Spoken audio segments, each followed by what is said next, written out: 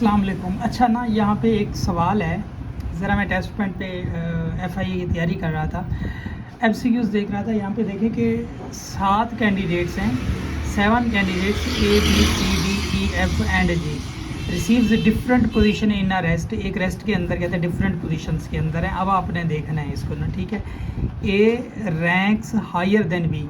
ए जो है ना बड़ा है बी से, बट छोटा है किससे, सी से, but lower than C, C से छोटा है। D ranks lower than B, लेकिन डी जो है ना वो बी से छोटा है। फिर यहाँ पे लिख रहा है ई रैंक्स हायर देन सी।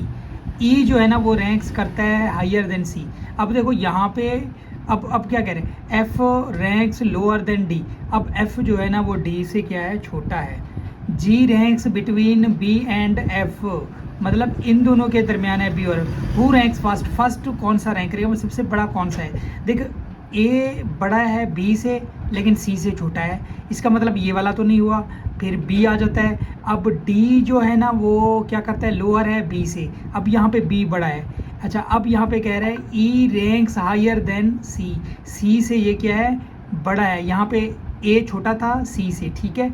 अब यहाँ पे ई बड़ा बन गया और दूसरा कौन सा है, बी बड़ा है, ठीक है। यहाँ पे सॉरी बी बड़ा है और दूसरा ई बड़ा है, दोनों बड़ा है। अब यहाँ पे F ranks lower then D, लेकिन एफ ही कहना वो डी से क्या है, छोटा है। यहाँ पे देखें डी किस से लोअर है, बी से। अब बी और ई में से एक आंसर है।